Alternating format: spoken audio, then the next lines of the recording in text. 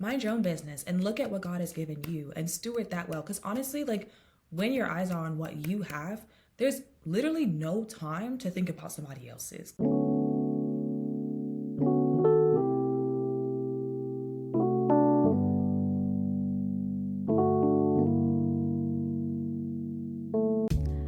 Hi, I'm Danielle, and welcome back to Making Space. Not just a podcast, but a place for honest, open conversations about where people have been and who they're becoming. So, this episode is very timely for me.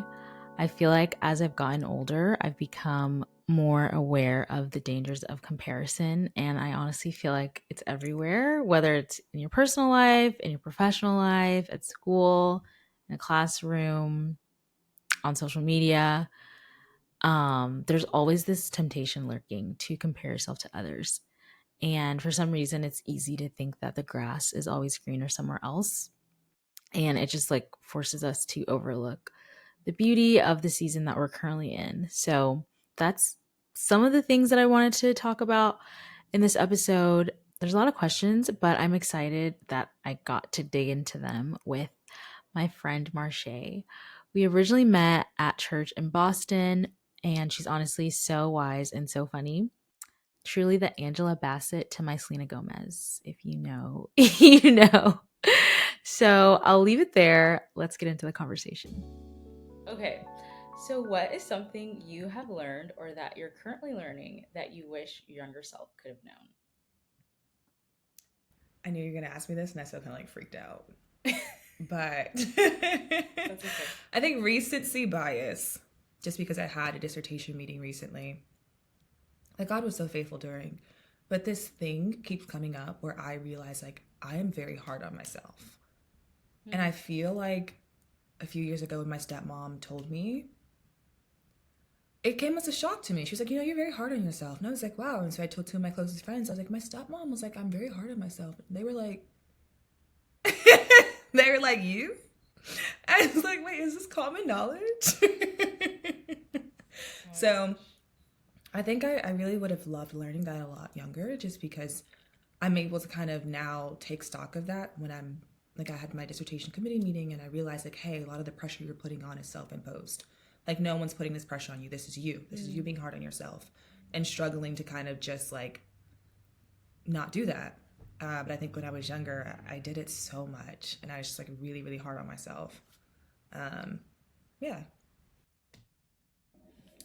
And so, okay, you're at your dissertation meeting and you have this realization, or someone tells you that you're being too hard on yourself. No, so the situation was just kind of like, it's a very long story, and you know that I'm a yapper, so I'm gonna try to like make it concise. It's okay.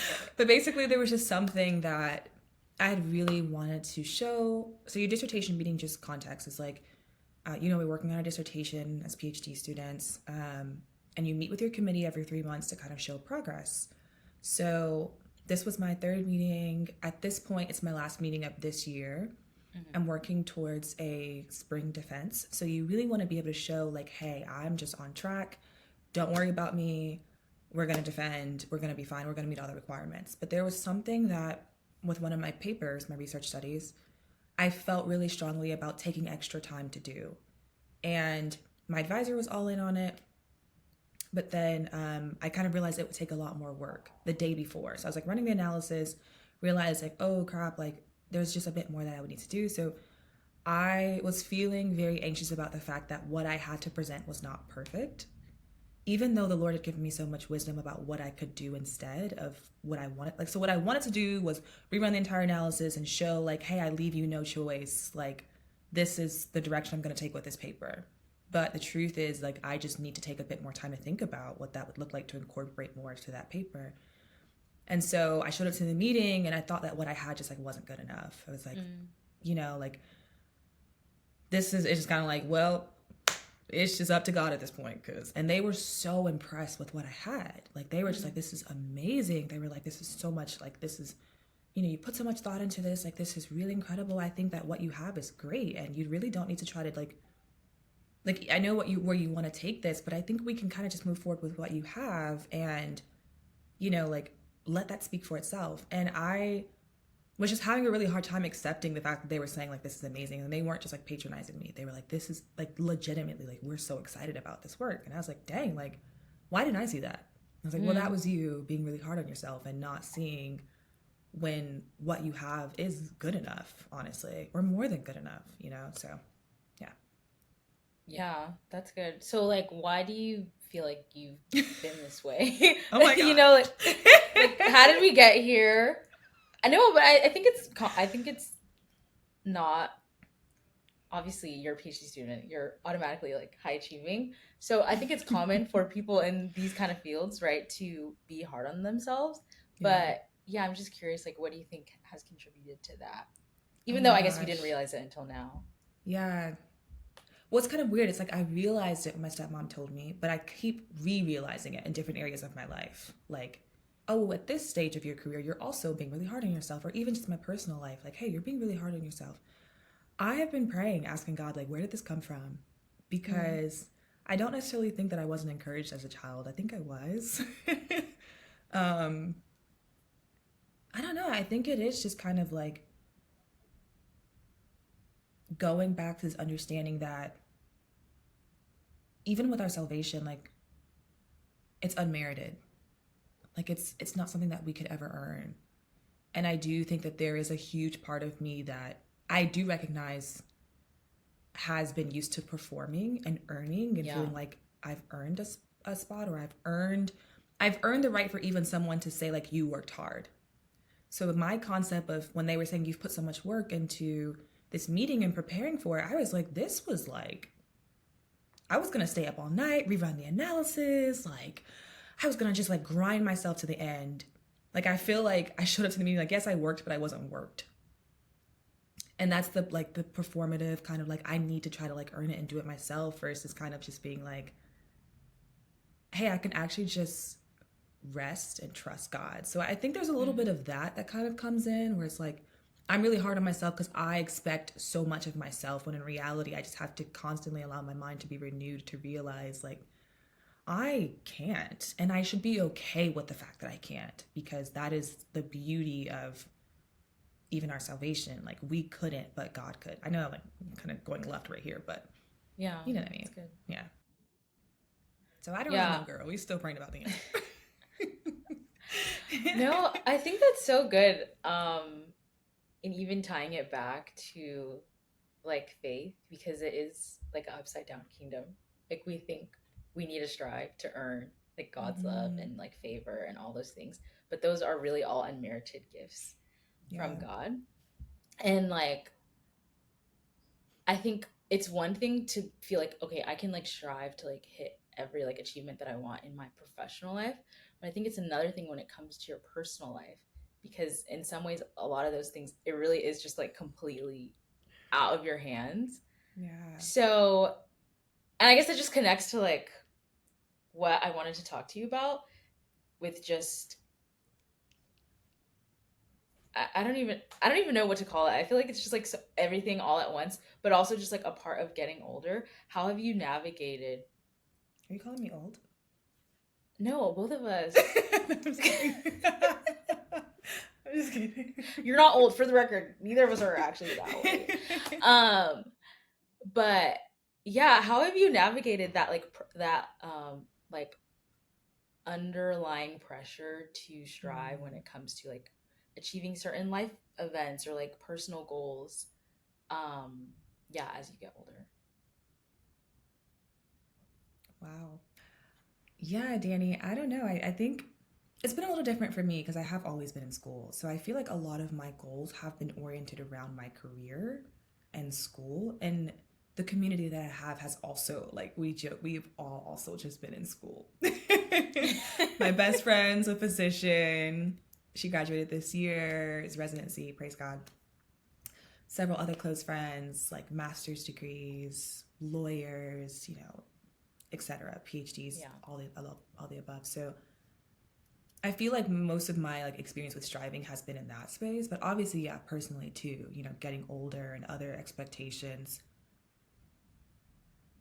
I don't know. I mean, I think my default answer is just like constantly having to take everything to God and having so many moments where you kind of like hit a brick wall, or what is it called? Hit like a dead end, or whatever the expression is. Yeah. And then realizing like, hey, we could do this less. Like we could hit rock bottom less if we are less ignorant going into each new season, or each new, honestly, just like year, each new aspect of our lives. Like taking away the ignorance factor and realizing like this is something that, like I said before, I learned I was hard on myself when my stepmom told me. It really was like, oh my gosh, like really? And each point I'm having to like reassess that lesson in different aspects of my life and kind of conquer that lesson in those aspects. So yeah, I think the default answer is just kind of realizing like pressures and expectations will come, but finding that like immediate run to God, you know, like letting that like kind of become a habit or a routine of like, hey God, like this expectation or this pressure, or like, you know, right now I'm looking for postdoc positions and having to graduate. I'm like, oh my gosh, what does that look like? And my colleagues and comparisons, all those type of things are happening. I'm like, girl, we didn't know before, we don't know now. So just the same thing. But yeah. Yeah, it's actually interesting because literally this week my friend was asking me about my thoughts. She was like, what are your thoughts on like comparison being the thief of joy? And like, I guess, is there room for like a sort of like healthy comparison? And at first I was like, how do I answer this? Because I feel like comparison is only the thief of joy. But maybe something that would be like a healthy comparison, I wouldn't call it comparison. I would call it something else. I was going to say the same thing. So yeah, I'm curious what your thoughts are on that.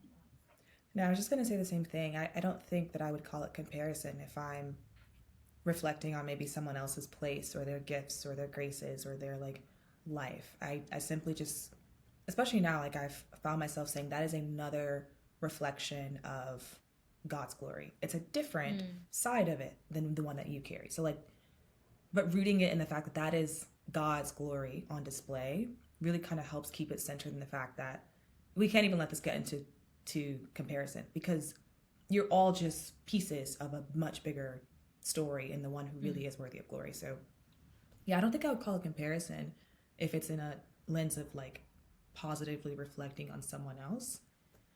It is comparison when it's like that person compared to me, like me being someone who's even worth, I don't know, status or whatever it may be. Does that make sense? Am I speaking clearly?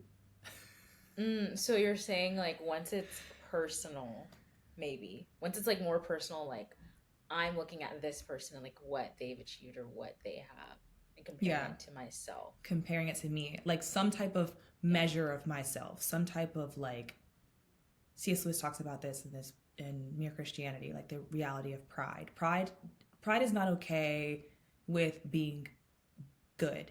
It wants to be better than. So it's like, I could be great, but that's not going to satisfy. If it's like a prideful thing, it's not going to satisfy me until I'm greater than something else. And so then it's like you comparing your status, your assessment of yourself to someone else. And that I think is just dangerous because, again, like, who are you in the grand scheme of things? Like, yeah, we're great. Whatever. But like, honestly, no. Yeah, I feel like it's so interesting because I do think like comparison can easily morph into like competition. But then it's hard for me as like someone who is just competitive. It's actually crazy. I was recently talking to someone about this and they were saying how they are not a competitive person. And I was like, what's that like? Like, how do you like how do you exist in your like if we're playing, like we're playing to win, and if we don't win it's tragic and we're gonna try to win the next time. So I think like I'm trying to think, have we ever played a game together? Because I've never seen your competitive side. Like maybe we haven't. Toxically competitive. No, I'm like a sore loser. No, like it's actually not mature. I need to really like work on it. I'm not a mature person playing games. I slapped someone recently at a mutual friend's birthday. We were playing like outside games and I just got really competitive and I was reaching to do something like it was like knock the cup off her head. And I kind of just I missed it and I slapped her because I was going so hard. If this is all Aletheia, like church friends, community, wow. exactly. So I was like, at first I was concerned. I thought you slapped her on purpose. no, like, let me context. Yeah, why are you sharing that? A game. Put this on the podcast. I was like, are you sure you want to say that? No, I'm kidding. Wait, that's so funny. Yeah. Yeah. So like competition is just kind of like a part of life. But I think it's dangerous, once it exits that sphere of a game, once it exits the sphere of something that's fake into your real life. Mm-hmm. And I think it is something I used to struggle with a lot. Like, and I remember, I don't know when I heard this, maybe I was in middle school or high school, but it was this saying that is like, someone else's success is not your failure. And I was like, why does it feel like if there's something that I wanted and I don't like get it and somebody else gets it, like I'm suddenly comparing myself to them, but also like in some competitive stance, thinking that because you have that, there's suddenly less in the world. Maybe like it's like a scarcity mindset too. There's suddenly less in the world for me too. That's good. I think that is the root of a lot of comparison, especially when it comes to, I can think about moments in my life, I said like professionally or personally, where it's like, again, if you run with those ideas, these trends kind of come out of like, oh, like I do this thing with myself sometimes when I'm going through a moment where I'm like, okay, so why? And I'm like, let's have a conversation. So like, why? And then this kind of why keeps going on. And so we're like, that's the root of it. And that, what you just said is kind of like one of those moments where we like, that's the root of it. You feel like this person having this means there's no room for you to have this. And I was like, and that, babes, is what we call a trust issue with God. And that's what we're going to pray about right now. So it's like, so you don't trust God.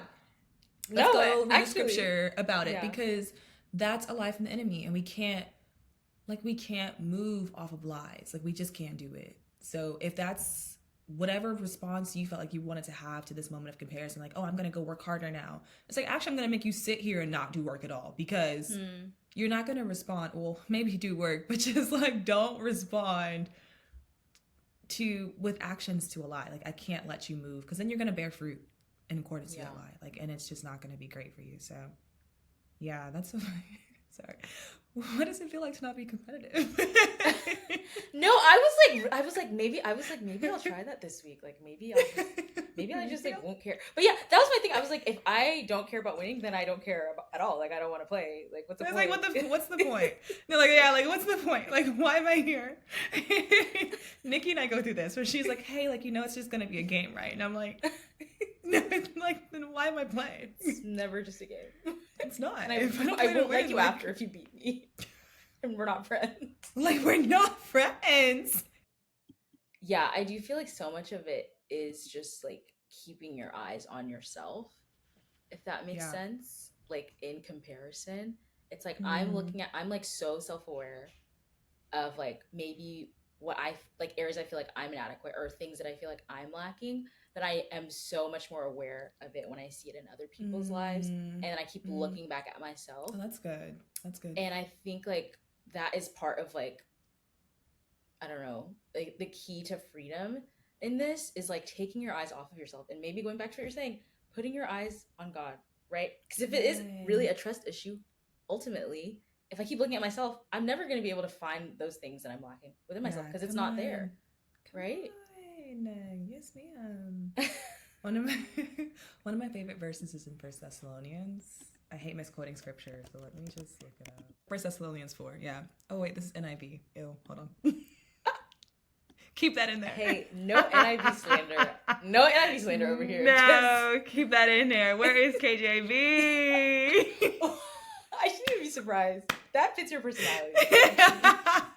And that ye study to be quiet, and to do your own business, to work with your own hands as we commanded you, that you may walk honestly towards them that are without, and that you may have lack of nothing.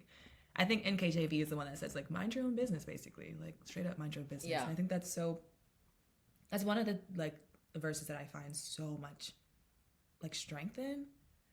When, again, I just keep going back to just being in this program, obviously, but it's so hard not to compare. Oh my gosh. Like, and I think even a huge part of what I came in saying about me being super hard on myself is me realizing like, no, I need to come in here with more answers, because I know like if this project were in my colleague's hand, like I can think of so many colleagues, like they would have been figured it out. They would have been able to catch this before, and then they would have already developed an entire algorithm to redo this, and it would have been fine. Like, and so I need to do it too. I need to keep up. And it's like, hey, don't even focus on, mind your own business and look at what God has given you and steward that well. Because honestly, like when your eyes are on what you have, there's literally no time to think about somebody else's. Because when you're actually just stewarding and focusing on what you have, and you're really trying to be a faithful steward, like that's a lot. That takes a lot of time to do. So, yeah. I don't know where I was going with that, but yeah. No, I think that's so good. That is so good. And it's like something I'm constantly having to remind myself. It's like, what's in your hands, right? Like sometimes I feel like we're always so busy like trying to collect more things. We're like, okay, but God, I want this, and like I want that, and like that's on my like prayer list for how many years now, like, but it's like, what's in my hands right now? When you see that, it's like my hands are full, which is a blessing, right? Because half these, like, this is all stuff you prayed for, maybe you didn't pray for, but like things that are blessings in your life. So what you're saying about like taking the time to steward those will keep you pretty occupied. And literally, I feel like when I was thinking about this conversation, I had this like vision of like, it's like you're at this table, right? And there's like a huge like feast like set up for you. Like God has set up this huge feast for you, but you're like looking out the window at like maybe some like party going on somewhere else, and you're like, okay, but like what's going on over there? Like I want to be there. Like I want to be doing that. And it's like God has set up this full feast for you, but you're starving trying to figure out what's going on over there. You're like so just like too distracted to enjoy what's like good. Right in front of you. So and like I was like, dang, isn't that so sad when you think about it? It is super sad. It is super sad. This is a conversation I think I mentioned to you, like me and my best friend have had intimately, especially because, like I said, our paths have been the closest. Like we have since undergrad just been in school. Wow. Like she just graduated last year, finished her. I should be saying I'm sorry. It's what God called us to, right? Because on one hand, as exactly as you're saying, like there's other people who are praying for that. Like they're praying like, God, I just want to get into the program. And so we've been in programs, but I know like for the first couple years for both of us, like her first 2 years of med school and my first 2 years of my master's, you come out of college, you see your mates in college, like they want to get houses, they want to go, they got their first big girl jobs, big boy jobs, they're like freaking just living. You're like, whoa. And I know for myself specifically in my master's, my first year, like I was like, girl, did you learn anything? Or were you just scrolling on Instagram the entire time? And so that's where I kind of developed this kind of like tunnel vision. I kind of had to, because I was constantly trying to jump out of what God was doing and working in my life to go and look and see and, be a part of other moments. It's not a no, it's just not now, because that's not what God, where God has called you. Right now he's called you here, and he's called you to be faithful here. And so you're going to have to give a report for how you worked here, how you stewarded and took care of what he called you to, or even the places that you're asking him to take you. You think that happens magically? No, babes, you need to learn how to interpret an odds ratio, okay? You need to learn how to do some stuff, because it's just not going to you're just not going to magically pop up in your career and be suited to do what you need to do. Like God, you have to let God help, train you. And so that was something that was really, really hard to learn, of like, hey, you can't look to the left or right. You literally have to just, it became like a thing of like, I use the word stewardship, like faithfulness and like being held accountable for even something like my work or my family, the way that I am with my family or relationships, whatever, maybe my friends, like, yeah. Yeah, that is so good. Like even what you're saying about like not looking to the left or the right, like I feel like there's so many passages in the Bible about like running your race. Maybe it's Paul. It's Paul. Sorry. But you know what I'm talking about. No, I'll find it. Pretty sure it's Corinthians. Yeah. Yeah, exactly. That's the Church of Corinth got ate up. Just like, it's actually crazy. I'm like, dang. But he says it so much, like, I run my race to finish well. And, like, yeah, if you're running a race of whatever, like the purposes and the plans and, like, what God is calling you to, and you're busy looking to the left or the right, you're going to lose, one. And if you don't like losing, that's not fun. And two, like, you're not going to finish. Like, you could fall, you could trip because you're so distracted. Good. Yeah. And I feel like you're also getting at the fact of seasons and, like, I mean, there's so much to be said about social media and how that has kind of, like, that kind of throws out the idea of seasons because you're seeing every season all at once. So you're no longer clear on, like, I don't know. I feel like it's hard just to stay focused on the season you're in because you're able to see so many other seasons. And yeah, I guess, like, that's, I don't even know what the question is, but, like, how do you navigate that? Because it's true, like, especially if you've been if you've been in school, a lot happens while you're in school. Once people graduate, like, there's people having kids, people getting married, buying houses, like, so many amazing things. And beautiful, I'm seeing everything from people that I really know and love and people that I barely know, but somehow we're both following each other. Amen. So. Come on. Let's talk about that next time. Just kidding. Why were we putting our Instagram ads on whiteboards in classrooms? Like, why were we doing that? We wanted community. That's what it was. We wanted community. No, I mean, I can't say I have the perfect answer for that. My answer has been the default of, like, I just am not on socials. I've gotten actually a little too used to not being on socials. It used to just be a thing to be able to lock in. Like, in my master's group, like, I just need a couple of months to lock in. And then my PhD was like, dang, I actually kind of need the whole year to lock in. So I'm just, like, locked in for the whole year. But now it's just kind of been a thing of, a mutual friend of ours said this, where she was kind of like, I was telling her, girl, you're so funny. Like, you know, Diamond, she's so funny. Like, Diamond's so funny. I was like, you could be so TikTok famous. Like, you're made for that. Like, you are hilarious. Yeah. And she was 24 at the time. She was just like, and I don't remember how old I was, but she's like, I'm okay being a frog in a small pond. And I was like, oh my gosh. I was like, I did not have that mentality at 24 at all. But this idea of, like, the more that I've been off of socials, and this is no shade to socials. I love socials. I miss the memes. I'm pretty sure you guys are sending me funny things. Like, yeah, we are. I also miss I also miss being able to see some of those beautiful moments that I'm saying, like, friends that I don't see all the time, like their babies or new jobs or, you know, they got into schools or programs, whatever.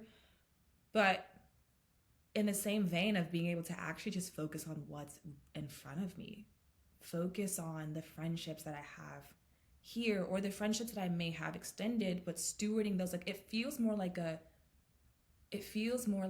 palatable, digestible life, I guess, if that makes sense, without so much all the time. Like, I really can focus on appreciating what I'm doing today. And that being, like, if it's really exciting for me, it's really exciting for me. And it doesn't get, you know, like, hampered by me immediately seeing someone else is really exciting. Because it's like, it's not that I don't have the capacity to also be excited for you. It's just like when it's everyone's, it's like, oh, dang, let me just. So I think it's become like a protective thing of, like, I actually just want to, again, turn my eyes to what I actually have in front of me, turn my eyes to the person I'm sitting at dinner with or my friends that I'm hanging out with, and that be the thing I focus on. So, I have questions with myself, though, if it's like, is it an avoidance thing? Like, are you just avoiding socials? And I don't really have the answer. I don't personally think it is right now. I think I've just gotten really comfortable and really enjoy the level of contentment that I have. But yeah, I don't know. Did I answer your question or did I go left? No, you answered it. You answered it, and I think or the decision that you've made to just kind of, like, take a step back, I think that is what I know other people that have done that. And then I know there's, like, also people just, like, trying to seek a better balance. Yeah. And I think that's also a part of it. The majority of it is the fact that I will scroll and laugh at the stupidest things. You see the type of things I send you. I will spend time laughing at the stupidest things, and I actually have work to do. Not to say other people don't have work to do, but it's different when you're a student. All jobless. It's just different. It's like yeah. The pace of still being technically in school is different. I cannot be scrolling for hours. Like I don't. Yeah. And maybe I can. I don't know.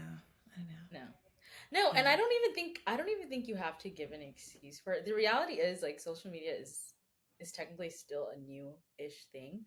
Like in my parents' generation, they did not know what every single person on earth was doing and like all their major accomplishments.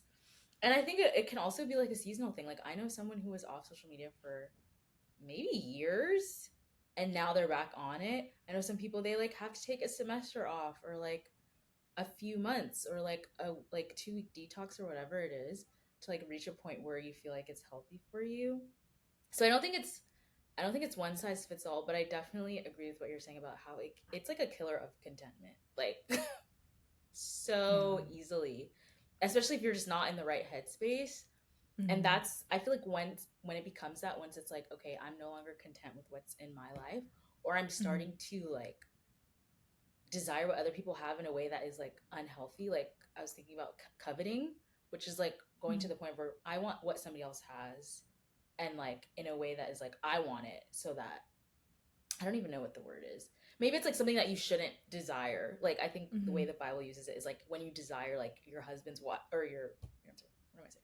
When you desire like your neighbor's wife or something, or like the things that your neighbor owns that is not yours, then it's like reaching a point that is just unhealthy. So yeah, I don't have the answers honestly to how to achieve that balance, because sometimes it really is just like you can scroll maybe 10 minutes a day and then you need to get off, and that's just you at that point you've seen what you needed to see, or you can like respond to the memes like your friends sent to you or the reels or whatever. And then you need to get off. But yeah, I think it's just like a big point of, it's like a big issue, I feel like, for our generation when it comes to comparison. And I think what you're saying is interesting too, because you don't want it to be like I'm just avoiding things, because sometimes it is just inevitable. You're going to know about things that are happening in other people's lives, but usually then you know about, like if you tell me about it, then I was like supposed to know, right? Because I'm someone that's important to you, versus if I'm just like finding out about it on social media. It's like, that's something I realized my friends and I actually weren't great at doing, and I've been more intentional about like, hey, I went to California a couple days ago, here's some pics. Like I'm telling you instead of just expecting you to see it on socials. Or like, hey, I got, my DAC went successful, I'm telling you. Or, oh, didn't you have a trip? Like, you tell me about that. Like, send me pictures. Please don't forget. Because we have just gotten so used to just being like, oh, like, you saw it on socials. I'm like, well. Yeah. Sometimes people even ask, like, oh, didn't you see this on my Instagram? No, I didn't. Actually, I didn't. Sorry. And my algorithm is really out of whack right now. Like, it is. I'm pretty sure. Like, nothing that I don't know. But no, that's true. I'm always so curious I have a couple friends who are like in the content space, which I really admire, and I'm like, I love to see your creative expressions, but I'm always curious about how that balance you guys manage to strike, that when a part of like the way you express yourself is through content. So you are on socials a bit more, and I feel like content creation is also so vulnerable too. So how do you feel like you have balanced that and tried to strike that balance? That's a good question. I don't know. I mean, I don't know if I have definitely thought about this, and I do think a lot of times when it's like people are like, oh yeah, social media detox, it's like, oh, but I can't really do that. Like, or I can like detox like maybe from my personal Instagram, and then I'm just like running the podcast one. Sometimes I do that. Because then I don't really follow anyone on the podcast one, so I'm just seeing other podcasters. And that's just like exclusive. inspiration. No. Just separation. Yeah. So that's good. I think that helps. And then people do say, oh, you should be creating more than you're consuming. But sometimes you feel like to create better, you have to consume just to like maybe know what's going on. Or like for TikTok, like know the trends. Yeah. I have, for the most part, been off TikTok for a while now. I do get on it for the podcast. And sometimes that is kind of trying to suck me back in because, I feel like TikTok is really addictive. But yeah, I don't know if that answered your question. I think it's something I'm conscious of. Yeah. I think that it kind of reminds me though of like, even to the whole social conversation, I have to give myself a bit more grace because I actually do have boundaries. Like I have other socials. I just don't follow other people I know on them. Like I have a burner. Not a burner. Everyone has a burner these days. I have a burner Twitter. I do. And if you scroll on my timeline, all you're gonna see is like my sports teams. So like Pistons, Lions, whatever. Or you're gonna see like the things that I find funny. So that's also kind of where I'm like, hey, I used to get most of my memes from Instagram. I'm either gonna see them on Twitter or I'm gonna log onto Facebook every couple of months. And I'm gonna see the memes then, but they're gonna be months old by then. Oh my gosh. So yeah, I think the whole balancing, that's fair. And I think that's really just always an interesting thing for me. But I kind of like what you were saying about like, even as a content creator, you have to have those boundaries for yourself. So that way you can, focus on creating the content you want to and not kind of let that stifle out. Even in like creating things, it's easy to compare yourself to other people and be like, but like, why isn't my stuff performing like that or whatever? So I honestly think it's the same thing. Like it can carry over into like and especially when this is like supposed to be like a creative outlet for me, it's supposed to be like enjoyable, like an enjoyable hobby. So when it becomes something that I'm like suddenly comparing myself to other people that I just admire, it's like, okay, let's take a step back. Like it's not that serious. Like it's okay. But yeah, I do think social media is just like a huge thing for so many people. And I think it also, and maybe this is why I'm not on Facebook, like barely. Like if they be cutting up on Facebook. No, I feel like anytime I open my Facebook, like I blow off the dust on my Facebook account and I somehow remember the password. It's like every single photo is someone having a baby. I'm like, okay, first of all, these are people I haven't seen since like middle school, maybe. Yeah. Middle school, high school. That's true. And it's easy to feel like behind. I don't know if you've ever experienced this, but and I hate the word Facebook. Behind, right? Because I'm a baby. Like I'm not old. Yeah, I was gonna say, like, Danny. I think that's the other thing too. I realized this. We started to realize this in college. It's like maybe you're friends with like people that are older, and it's very easy to be like, oh, I should be where they are. And it's like, wait a minute, that person is like freaking 27. And now that I'm 27, I'm like.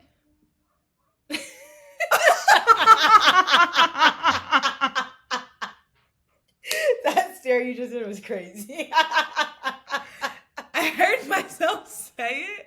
Really? That so Raven moment, like. Oh my god. That's actually crazy. I'm still getting used to saying it. It's been months. Like I've been 27 for months.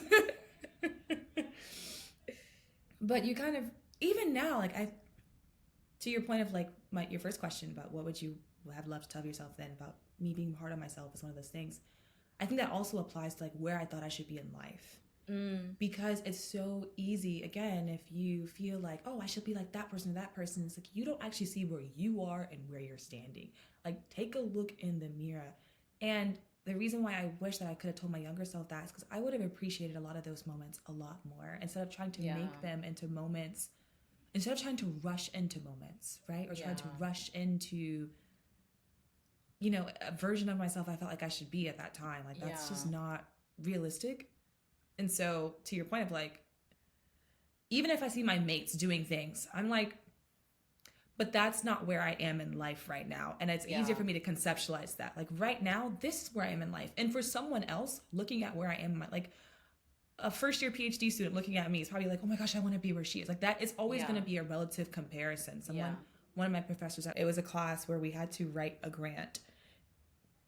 Insane. But we had to write a grant, and the professor's just using the language, and I had to stop and ask her, like, hey, what's an R1? And she was like, wait, do you not know what that is? Because everyone had their ideas.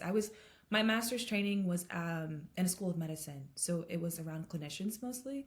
Mm-hmm. But so I was the youngest person in my program, and so everyone had their grant ideas already. They already knew what they wanted to do because they have careers and stuff. And I was like, I don't even know what that is. Like, what's an R1?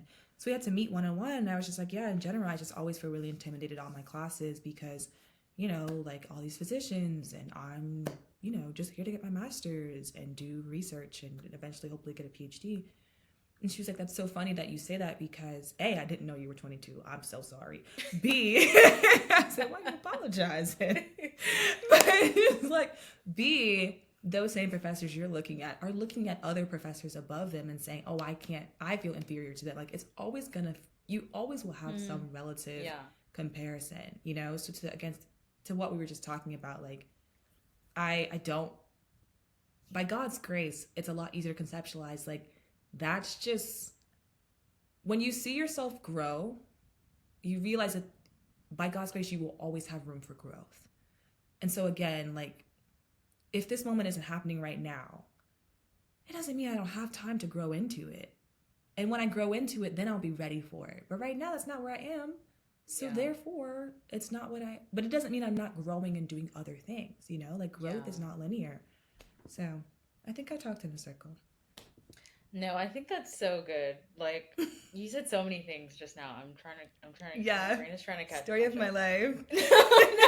No, because it was also good. Because like on one hand, you're talking about like when I said, you know, it's you can feel behind, or you can maybe like feel like you're stagnant, and you're like, no, you're not stagnant. You're just growing in other areas, and it doesn't mean you're not going to get to that, you know, area that you feel maybe stagnant or behind in quote unquote.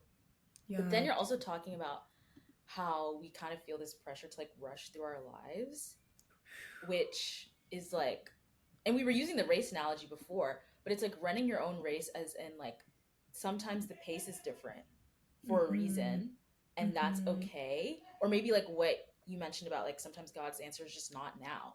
So you're trying to like rush into something.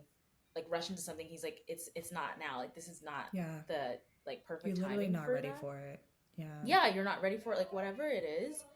Yeah. And I was literally thinking about this the other day, is like, isn't it so sad that like I am in such a rush sometimes to like grow up in the sense of like doing like achieving those milestones that you feel like you achieve when you're like older. And I'm like, but at the same time, I'm like looking back on like my youth. I'm looking back like on the past, and I'm like, why? I sometimes I wish I could go back to like having no responsibilities, no bills, like you're simultaneously like just never in the present, basically. Yeah, and it's that's so real. I found myself, again, I keep bringing this up because it really has been a thing I've reflected on a lot the past 2 years, especially my last year of my program here, where I was like, I want to be as intentional as possible about living in each moment, soaking it in, appreciating it. Because there's so many moments of my early 20s when I look back and again, trying to rush ahead or create a sense of what I think it should look like, that I don't even remember the actual, like I can look back at a picture sometimes and I'm like, I don't actually remember enjoying this, or I don't remember actually appreciating this. And it's funny because my mom used to do this thing with us when we were younger. She used to always say, you always want to have something to look forward to.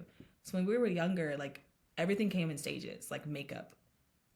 In high school, I went to a high school where we wore uniforms, which means that we'd express ourselves in other ways. Not because we were rich, because it was like it was a Title I school. They were trying to 100% like institutionalize us. Like it's a whole other conversation. But they put us in uniforms. They said it was financially feasible, but those uniforms were expensive. Let's talk about it. Yeah. Anyways, and so my mom, you know, we express ourselves differently. So through shoes, through hair, through makeup. So the girls have bust downs, they got lashes on, they got everything. My mama said, Who? Who? She said, you can wear Carmex. So, but it happened like during high school where each year she was kind of like, you're going to have something to look forward to. So my first year, my 9th grade year, I could wear, I think it was mascara.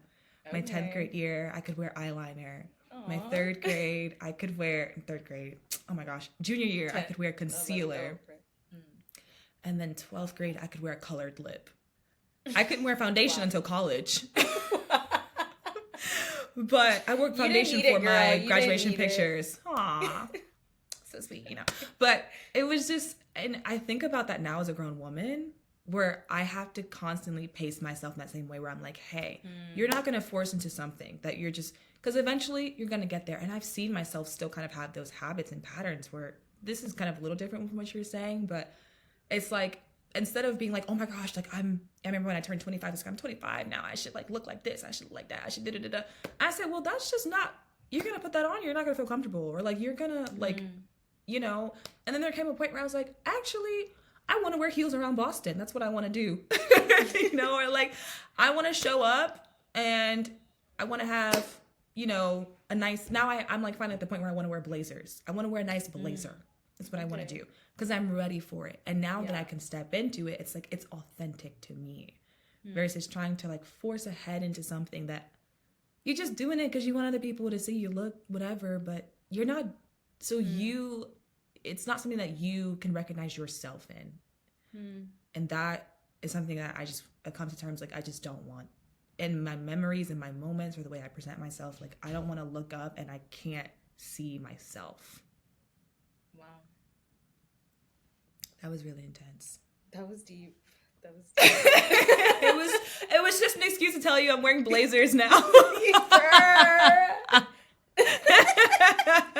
I feel like I'm like, wow, she's a blazer on. She's a real Boston girly.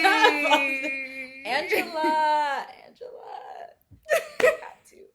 Have to. I'm not even surprised. It just like, it makes sense. Marshae in a blazer. But yeah, it is. It's a. I don't know, but I definitely do. I think at this point in my life, just feel like I have a lot more, like, I'm saying this, and I'm like, by God's grace, but by God's grace, I'm able to experience more contentment or reel it in a bit quicker when I find myself not experiencing contentment, because I kind of, to that point of not being ignorant, it's like, yeah, the Bible tells us not to be ignorant of the devices of Satan, right? Like, this is going to come up. You know that comparison is something you're liable to do, as all humans are. So how can we just kind of get ahead of the curve and practice gratitude or celebrate someone else's moment or celebrate someone else's gift? Like, that is a thing I'm like extra intentional about doing now, where it's, like, okay, whether it's ministry or I don't know, other things. Give me another example. Someone like, I don't know, whatever. You're just like, I'm actually very happy for you. And if I'm not, we're going to find a way to be happy for you, because we have to practice happy, like joy for, I have to find a reason to give God praise for what you have. Because if I don't, it's going to go somewhere else. Yeah. No, yeah, that is so true. And I think it's like a great way, like to what you're saying, I was thinking about, what is it, 2 Corinthians 10:5, like taking every thought captive. And I think a great way to take those like thoughts captive, that when you want to be discontent or you want to even be like disappointed, because I think that is a reality too. Sometimes if you see like a milestone someone else hits and you're like, oh, like that hasn't happened for me, like you can feel disappointed. But I think like something that leads to so much freedom is celebrating, right? Because it's like you're recognizing that emotion in yourself and you're like, okay, like I feel disappointed, I'm gonna give that to God. But yeah, also you're going to be like, but I'm going to celebrate you. Like, I'm going to be in your comments. Like, I'm going to be texting you. Like, we're going to be hyping you up, because, like, it makes your joy complete. I feel like rejoicing with other people. And the Bible even says, rejoice with those who are rejoicing. When I have a milestone, it feels amazing when, like, people are supporting me and people are congratulating me. And because, like, maybe it was something that you've been praying for. Maybe it was something, like, they knew was on your prayer request, like something that you were working so hard for, whatever the accomplishment was. but I think Mm-hmm. you have to. Like, I don't even think it's an option. Like, you have to celebrate. And if you're not, I think depending on what the thing is, for some people it can be really painful, Yeah. whatever it is that they're waiting on. I think that is something that Yeah. you definitely have to take to God. You just had two things that just like, Yeah. yeah. One of the things was like, one thing that's also really helped is not just rejoicing in joy, but like rooting all of that in Christ, or like Yeah. in praise to God. Like, yes, I'm happy for you, but thank God for you in this Yeah. moment or whatever. Because whether it's like, then it's not even like, oh, like it's all about you. It's literally Yeah. like, well, we recognize that in all of this, it's God. And that helps so much to realize like, hey, in all of this, it's not that this person was just da da da da. It's literally like God. Thank God. So all praise and glory goes to God. And that helps it to even be more authentic too, instead of, you know, whatever. But the other thing is like, I think that inversely to the end of what we were saying, like, you know, you could be looking at someone else, but then someone else is looking at you. One thing that I've also become a lot more mindful of is like, even for myself, as I'm rejoicing in moments, trying to convey them in a way that, hey, this is by the grace of God. Like, I'm really happy that this moment happened. Or yeah, like, you know, someone's like, oh, you know, looked great, whatever, or you sounded great singing or whatever. It's like, thank God, you know, because you also become so much more aware of like someone else being on the flip side of what we're talking about for you. Yeah. And you, like, I think much more than I want to kind of keep myself grounded and not like falling into those moments, I want to just be mindful of brothers and sisters so that I am not the cause of that for them. Because like, I know what that feels like. So everything you see, I gotta let you know, like, praise God. Because, you know, because I think sometimes even the way that we can share moments can be a little inconsiderate. Not to say you shouldn't share your highlights. You should. Yeah, I mean, praise God. But they're really, when you are mindful of the fact that we are all going to have like moments like this, like, you know, there's seasons in my friendships where some of us are rejoicing and then someone's going through something really hard, and we have to figure out how to be there for one another in those times. Yeah. Right? So you become a lot more mindful of that for yourself and for others, that you are here, but man, somebody could be scrolling, looking, and that's the straw that breaks the camel's back. They're like, I've had it. Like, if I crash out. Oh my God. Yeah. My sister uses that word all the time, my 10-year-old sister. And I'm like, can I say it? Can I say crash out? No, yeah, I think that's so real. And it's like, maybe what you're saying is just being more honest, because it is true, especially like social media is a highlight reel. And I think at this point we all know that. But I think when you can be more honest, like if you feel like it's genuine too, then yeah, do that. It's like, I'm so excited, like I got into law school, but like this was really only by the grace of God. Like, if you know, you know.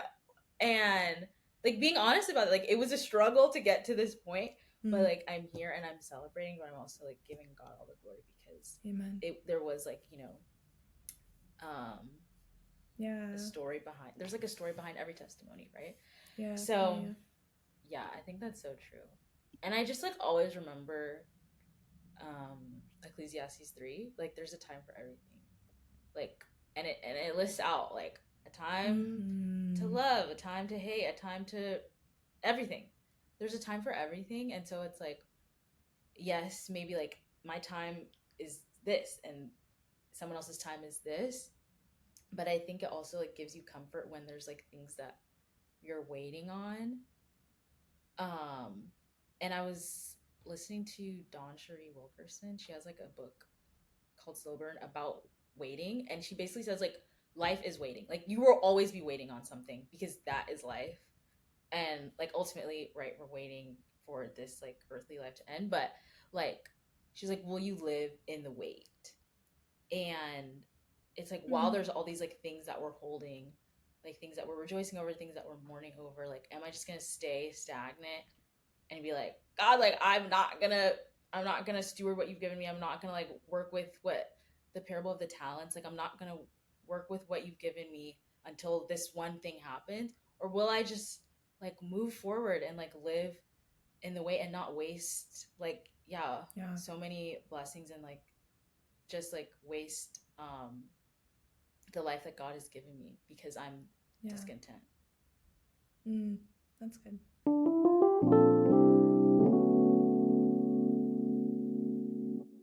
So how have things changed for you now that you've learned that you are harder, you can be hard on yourself? You've learned that you can rest in God. Like, how have things changed for you now?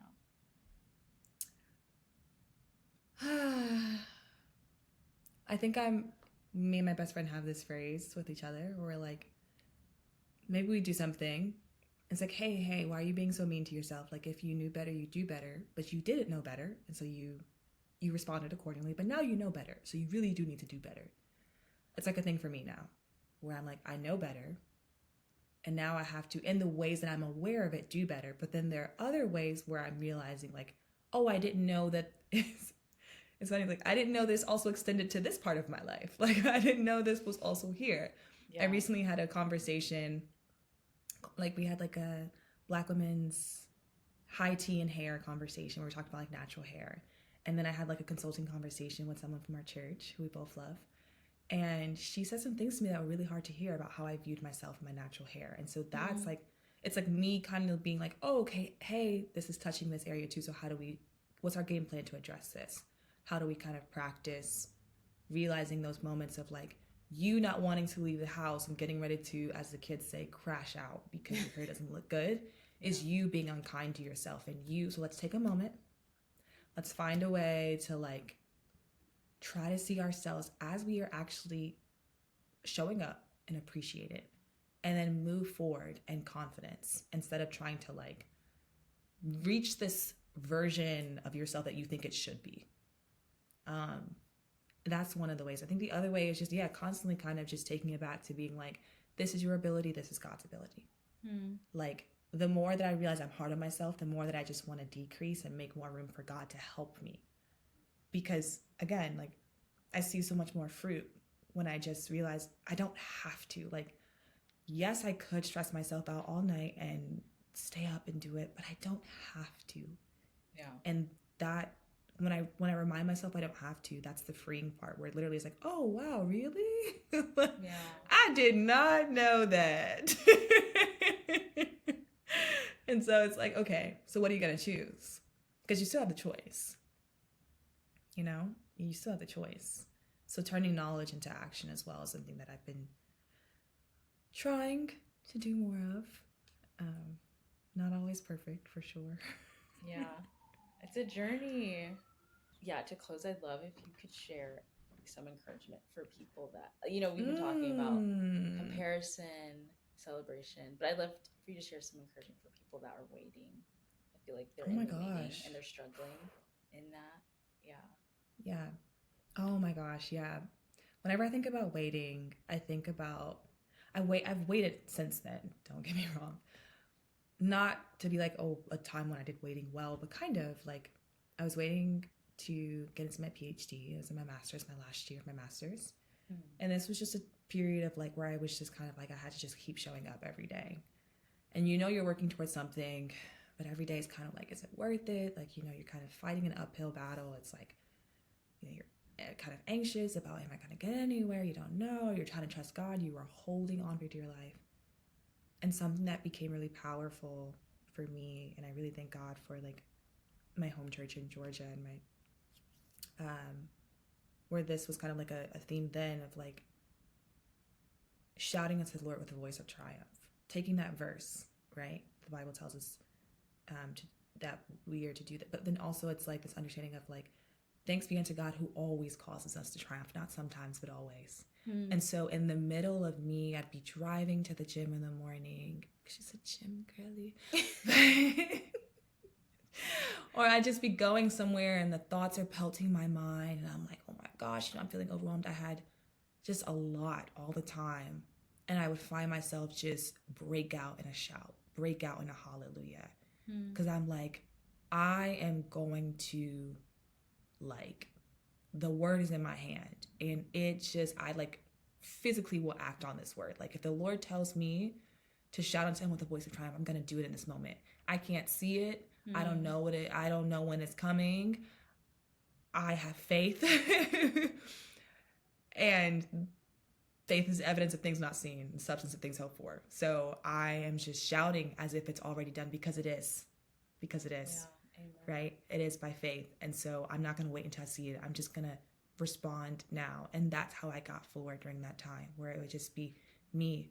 Every day I had to renew my mind. Okay, yep, yesterday was a great day, but today we're still waiting. So we got to renew our mind. We've got to position ourselves back under the Lord's hand and just keep looking to him, keep trusting in him. And recently, I think what's become the most encouraging is, again, C.S. Lewis talks about this too, this concept of time, and how, you know, he kind of gives us this theory that, you know, if we think about like God sitting outside of time, right, being the author of time, that God is able to hold all of your moments in your life and see them as one. That has been such a like mind-boggling thing for me to wrap my head around, especially now. You know, again, talking about comparison, all these things, it's like God sees this moment and he sees my tomorrow, and he knows that everything is working together for the good of, for my good, and the good of those who love the Lord. And so I have to trust him that he sees this and he sees this and he saw that and he saw it all as one, and it's good to him. And so as I'm waiting for what I don't know yet, he's outside of it all and he holds it all in his hands and he sees it. And so that's just so comforting to me, where I'm like, okay, if I'm having a bad day today and I'm like, God sees this bad day and he sees my next week, which could be a great day, and he sees it all as one. And so he allows this moment because he sees the other moments. And I'm like, okay, well, all right, hands up. I surrender. Put me on the altar. Go to the altar. That's my encouragement. Walk straight. At the throat. No, I'm kidding. Okay. Leave me there alone. I don't know how I feel about that song, theologically speaking, but Thank you to Marshae for sharing her wisdom and insight on this topic. I just hope that you leave encouraged to be more aware of what God is doing in your life right now, and just better steward what's in your hands, and also celebrate those around you. I know that's what I'm leaving with, and this is regardless of what you're waiting on. There's always going to be that temptation to compare yourself to the people around you, but I think when we just focus on what's in front of us, we'll find that there's so much life to be lived right there. So as always, I'd love to hear your thoughts on our conversation. You can reach me via Instagram at the Making Space Podcast, where you should also follow for more content. Please also leave a rating or review for the podcast and follow the show wherever you listen. And share this episode with someone you think would benefit from hearing our conversation. Thank you so much for being here, and I'll see you on the next episode of Making Space. Bye!